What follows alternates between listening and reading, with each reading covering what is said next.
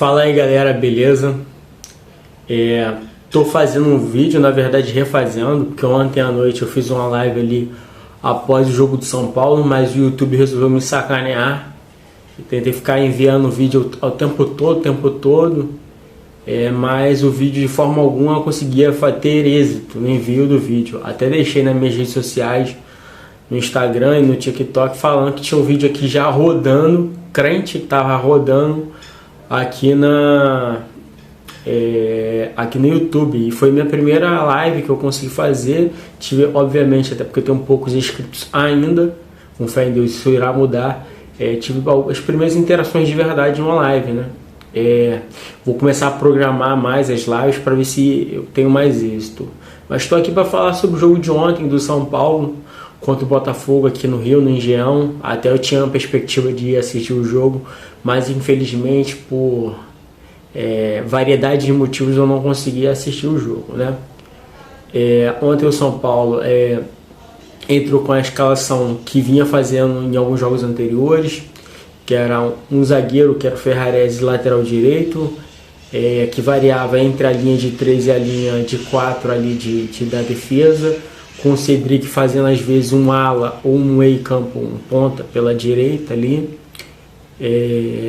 com o Ferreirinha fazendo a mesma coisa do lado esquerdo. Eu fiquei bastante impressionado que muitas vezes o São Paulo atrás, na linha defensiva realmente fazia uma linha de 5 e às vezes vinha com 3 só no meio de campo, às vezes 4 quando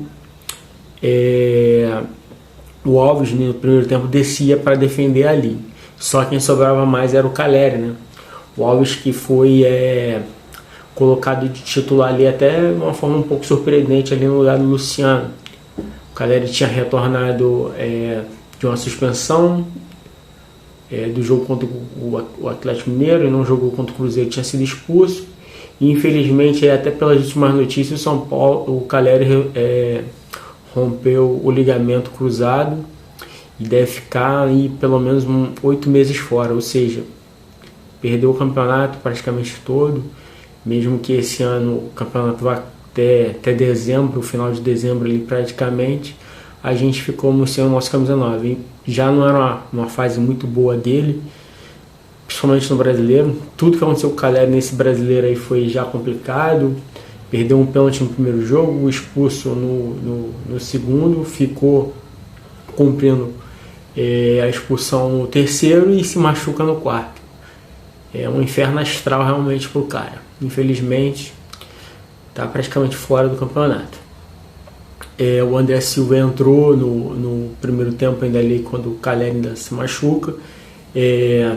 Até faz um gol, até se esforça, briga e tal, mas tem muitas limitações técnicas. Eu acho que o melhor pro André Silva não é nem ficar recebendo toda hora a bola de costas pro gol, até porque ele tem um pouco mais de velocidade que o Caleri, mas protege a bola de forma pior que o Caleri. Ele tem uma parede pior. Na verdade, você vê o André Silva dominando a bola e correndo ela com o pé, chega a ser esquisito. Até furou ali numa lança ali que, se ele talvez consiga finalizar ali, ele teria feito um gol pro São Paulo. Falando assim, eu acho que o São Paulo fez um bom primeiro tempo ali ok, que o São Paulo até boa parte do jogo teve um controle mais da bola até do que o Botafogo, teve suas oportunidades, teve um gol mal anulado de uma forma bizarra pelo juiz, que tentou compensar um pênalti que não foi, mas como ficou na dúvida, ele compensou ali porque não marcou no final o pênalti a favor do Botafogo e errou ainda mais a não dar o gol do São Paulo de uma forma bizarra, o que eu achei até estranho, que nos programas de post eu vi pouca gente falando sobre isso aí, que foi bizarro. O segundo tempo, o Botafogo obviamente fez mudanças, veio mais forte, e mais uma vez o Beldia, vejo muito o Arnaldo fazendo um malabarismo dele para justificar algumas coisas do Beldia. Forçou até a barra. Eu vi a live dele, ele forçou a barra falando que o São Paulo, mesmo com jogadores, com Lucas e Oscar, não jogou bem, porque os caras entendem que é jogos mais fáceis e às vezes não se dedicam tanto. Não interessa, era trabalho do Beldia. Também isso é um trabalho. Se os caras não estão rendendo em jogos teoricamente menos importantes, ele tem que tirar os caras do time ou fazer alguma coisa para os caras se interessarem. Não existe isso. O cara é um jogador profissional, funcionário do clube, se em teoria isso fosse verdade, mas isso todo mundo sabe que é balela, sabe que o trabalho é ruim de um modo geral e os caras não jogaram bem porque o time é mal treinado. Até acho que pro cenário que temos agora, que as coisas boas que ele tinha, que era um time que se defendia melhor, que não tomava tantos gols,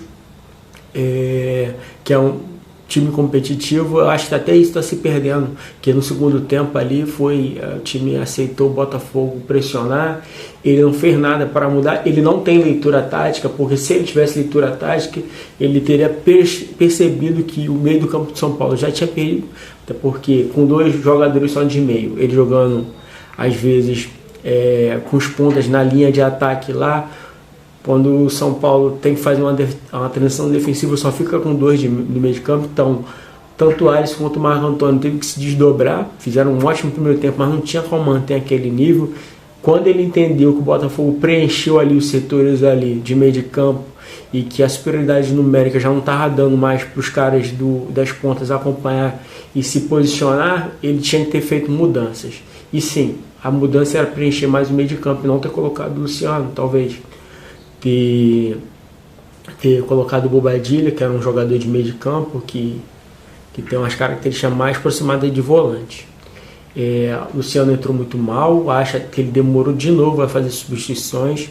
Se o São Paulo já estava perdendo fôlego de contra-ataque, o Ferreirinha já estava cansado, ele estava com o Lucas Ferreira no banco e demorou a botar, só foi colocar quando o São Paulo já tinha tomado empate. Eu acho que, de novo, se ele tem mérito num resultado formado, igual foi contra a Alianza Lima, no primeiro tempo, por montar o time daquela forma para fazer 2 gols, ele de novo é responsável pela demora das trocas e de entender taticamente o que estava acontecendo no jogo, e por isso o São Paulo tomou o empate. E acho até que o São Paulo poderia ter tomado outro gol, porque o Botafogo pressionou bastante, o Rafael acabou mais uma vez salvando o São Paulo. Eu acho que se não houver uma melhora significativa por agora, quando os principais jogadores retornarem, já que a galera não vai voltar mais, estou falando de Lucas e Oscar, se não houver uma melhora, eu acho que tem que sim optar por uma saída do Zubeldia, porque eu acho que nesse momento ele tem devido bastante.